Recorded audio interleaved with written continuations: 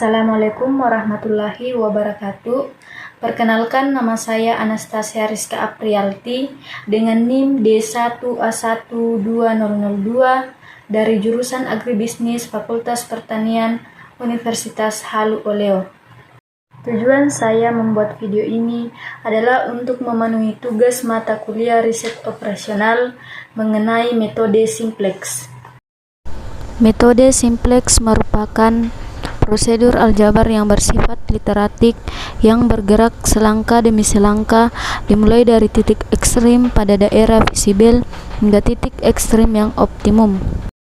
Metode simplex yaitu suatu cara yang lazim dipakai untuk menentukan kombinasi optimal dari dua variabel atau lebih dengan menggunakan tabel-tabel. Metode simplex terdiri atas A. Masalah maksimasi atau laba. Langkah-langkah penyelesaiannya yaitu: yang pertama, mengubah fungsi tujuan dan batasan-batasan. Fungsi tujuan diubah menjadi fungsi implisit, yaitu semuanya bergeser ke kiri. Misalnya, maksimumkan fungsi tujuan Z sama dengan 3x1 ditambah 5x2, maka menjadi Z dikurang 3x1 dikurang 5x2. Batasan-batasan diubah menjadi kesamaan dengan cara menambah slack variabel. Slack variabel adalah S1, S2 sampai dengan Sn.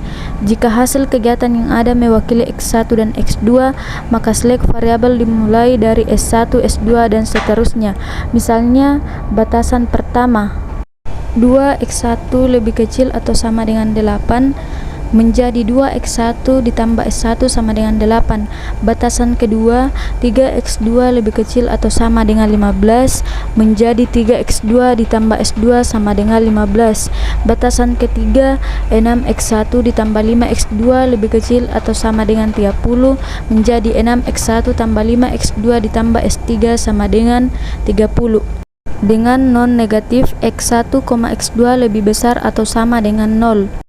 Yang kedua, koefisien dari fungsi tujuan dan batasan-batasan disusun di dalam tabel sehingga menghasilkan seperti yang ada di slide. Yang ketiga, memilih kolom kunci.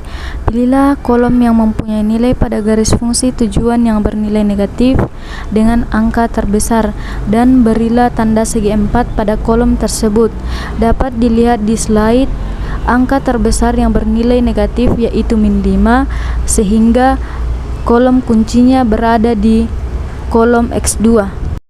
Yang keempat, memilih baris kunci.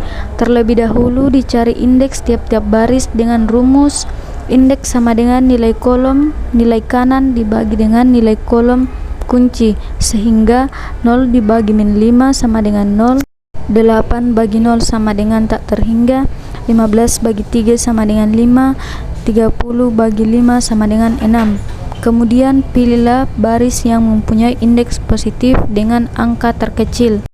Berilah tanda segi 4 pada baris kunci tersebut.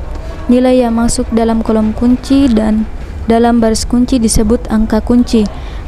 Dapat dilihat pada slide yang saya tampilkan. Yang kelima, mengubah nilai-nilai baris kunci dengan cara gantilah variabel dasar pada baris tersebut dengan variabel yang terdapat bagian atas kolom kunci.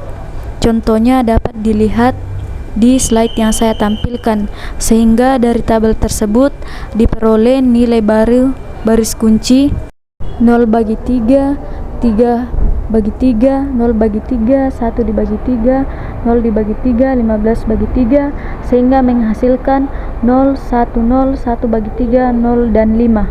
6. Mengubah nilai-nilai pada baris kunci dengan rumus baris baru sama dengan baris lama dikurang koefisien pada kolom kunci dikali nilai baru baris kunci, dan S1 sama dengan baris lama karena koefisien pada kolom kunci adalah 0.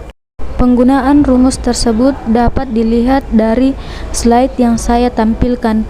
Kemudian hasilnya disusun dalam tabel seperti yang ada di slide. Langkah yang terakhir yaitu melanjutkan perbaikan-perbaikan. Ulangi langkah ketiga sampai dengan langkah ke-6. Perubahan baru berhenti setelah pada baris pertama atau fungsi tujuan tidak ada yang bernilai negatif. Berarti hasil dari tabel tersebut sudah merupakan hasil optimal. Metode simplex yang berikutnya yaitu masalah minimasi atau biaya.